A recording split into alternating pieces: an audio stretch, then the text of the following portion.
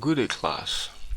Today we are moving on to another very important concept in sociology, social differentiation.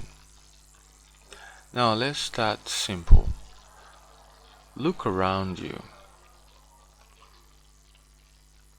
Do you all look the same? No, some of you are tall, some short, some are male, some are female. Some speak Yoruba fluently, others Yibo, another Hausa, or even French.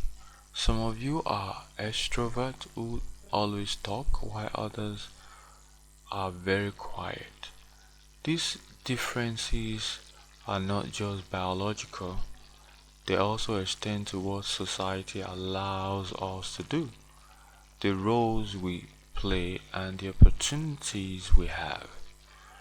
That is exactly what social differentiations mean.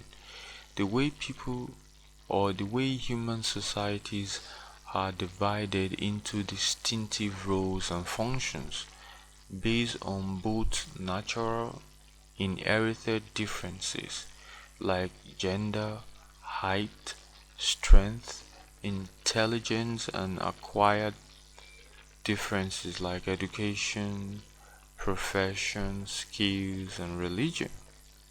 So, my name is Adefemi and I am your lecturer for today. Today we are on Module 3, Unit 3. And at the end of this unit, you should be able to describe what is meant by social differentiation and describe how members of a group or society are distributed to available positions. So, moving further, in Nigeria we have doctors, lawyers, mechanics, traders, farmers, teachers, politicians, pastors, and imams. Each of these roles is different, but together they keep society functioning. A doctor saves lives in the hospital, a farmer grows food, while the mechanic repairs vehicles. Without these different roles, society will collapse. So you see, social differentiation is like division of labor in society. It's like division rather of labor in society. Everyone cannot do everything, but everyone can do something. Now, meaning of social differentiation. Let's take a step back. Imagine an ant colony or a pride of lions. Yes, animals live in groups, but even the most complex animal society are not as internally differentiated as human society. For example, all lions hunt or defend territory with slight roles for male and female. But in human society, one person can be a doctor, another an engineer, another a soldier, another an artist. That variety of role makes human more complex and adaptive. So, further, or moving further, how societies distribute members to position. Now, this is where it gets interesting. You know, two main ways that this is done. Number one, ranking. Think of it like football. In a team, the striker, the goalkeeper, the captain, they all play different roles, but some roles get more recognition. In society, doctors, lawyers, politicians often enjoy higher pay, prestige compared to street sweepers or gatekeepers. Why? Because the work they do is considered more important or require more skill and training. So that is it. Contemporary, you know, Nigerian Example, compare the salary of a Nigerian senator with that of a teacher.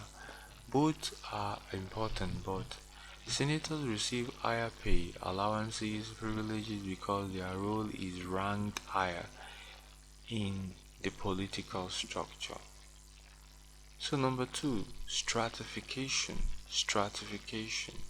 This is like ranking on steroid. It's not just about different rule, it's about arranging people into layers of or hierarchies.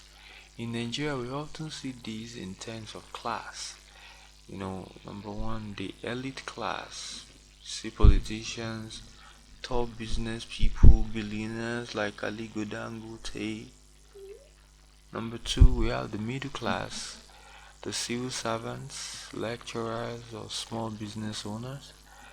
The lower class of, farmers, artisans, casual workers, and the unemployed. But, well, in the real sense, farmers can also be found among the elite class and also among the middle class. So it depends on the kind of farmer anyway.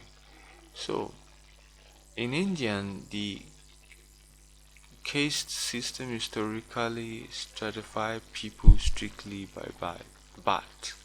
Even if you were smart, you couldn't escape your caste. In the US, although it claims equalities, social stratification is clear when you look at wealth distribution. Jeff Bezos versus an average warehouse worker. Well, that's by the way. Moving further, why is social differentiation important? Let me ask you this. Can everyone be a president? Definitely no. Can everyone be a farmer? Definitely no. Exactly. If everyone chose to be a politician, who would grow food?